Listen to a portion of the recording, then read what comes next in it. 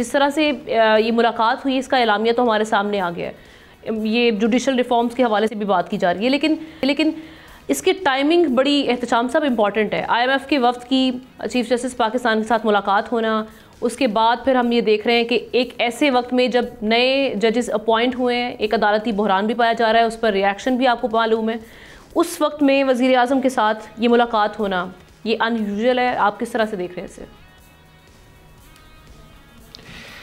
دیکھیں ہم نا ان یوزول کہیں یا بڑا ریئر کہہ لیں, ان یوزول تو شاید نہیں, کیونکہ ملاقات بانی پی ٹی آئی نے بھی ایک دفعہ لطیف کھوسا اپنا کیا کہتے ہیں آصف کھوسا یا ثاقب نثار جو چیف جسٹس سے ان سے ملاقات کی تھی.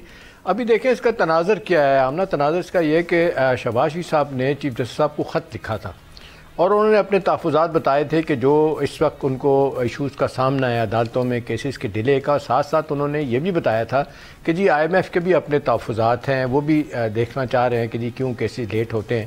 تو اسی تناظر میں پھر آپ نے دیکھا کہ یہ چیف جسٹس یحییٰ افریدی صاحب نے ان کو دعوت دی تھی, پرائم منسٹر صاحب کو ان سے ملاقات کی تھی. اور آپ بالکل ٹھیک کہہ رہے ہیں کہ انہوں نے یہ بھی فیصلہ کیا ہے کہ اپوزیشن سے ملاقات کی جائے گی. اس کے بعد عمر یونس صاحب سے باقاعدہ رابطہ اطلاعات یہ ہیں کہ کر لیا گیا, ان کو کہا گیا ہے کہ جی آپ ڈیلیگیشن ترتیب دیں اور آ جائیں ہمارے پاس.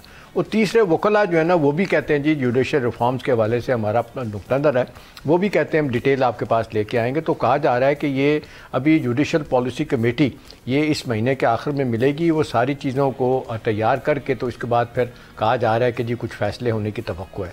اب صورتحال ہم نا اس وقت یہ ہے کہ 22 لاکھ کیسز ہیں. آج دن آپ کرٹیسزم سنتی ہیں عدالتوں کے اوپر. عدالتیں اگر ہم کہہ رہے ہیں کہ چیف جسٹس صاحب بھی, منصور علی شاہ صاحب بھی کہہ رہے ہیں کہ ریکارڈ دیکھیں تو ہم بڑی تیزی سے ہم نے فیصلے کیے ہیں, 22 لاکھ کیسز ٹوٹل بنتے ہیں. کہا جا رہا ہے کچھ تقریباً 65,000 کیسز سپریم کورٹ میں ہیں, باقی لوور کورٹس میں ہیں. ان میں فیصلے نہیں ہوتے, کیوں نہیں ہوتے؟ ایک تو ججوں کے اختلافات ہیں, اس پہ ہم چھوڑ دیتے ہیں کہ اس کی وجوہات کیا ہیں کیا نہیں ہیں. لیکن اس وقت دیکھنے والی بات یہ ہے کہ جی کیا وجہ ہے کہ جو حکومت کے یا ہماری ریاست کے تحفظات ہیں عدالتوں کے بارے میں وہ کیا ہے. وہ کہا جا رہا ہے کہ شہباز شریف صاحب نے بڑا واضح طور پہ ان کو بتایا ہے کہ جی سیکورٹی معاملات میں یا پھر ریاست کے تحفظات کس طرح سے ہیں, ہماری مخترع کیا چاہتی ہے, وہ کہا جا رہا ہے اطلاعات ہیں کہ سارا ان کو بریف کیا گیا. اور جس پہ انہوں نے چیف جسٹس صاحب نے کہا جا رہا ہے کہ جی اس بات کا اظہار کیا جی ٹھیک ہے آپ کے تحفظات کو دور کیا جائے گا. اور لفظ یوز کیا جا رہا ہے کہ جی گریٹر نیشنل انٹرسٹ میں جو بھی کچھ کرنا پڑا, چیف جسٹس صاحب بھی کہہ رہے ہیں, شہباز صاحب بھی کہہ رہے ہیں کہ ہم اس کو کریں گے. اب اہم سوال اس وقت یہ ہے کہ جی اس سے انفر آپ کیا کر سکتی ہیں. انفر بظاہر تو لوگ یہی کہہ رہے ہیں کہ جی نہیں ملنا چاہیے تھا, اب ملاقات ہوگی اچھی بات ہے.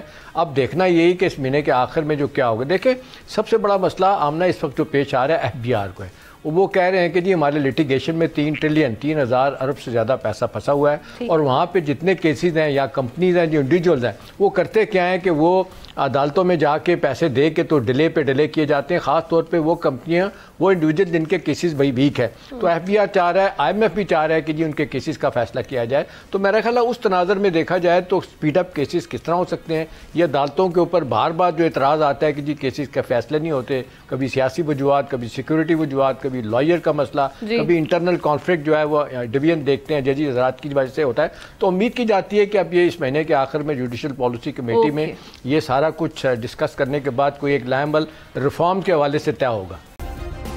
سبسکرائب کریں اور بیل دبائیں تاکہ کوئی خبر رہ نہ جائے.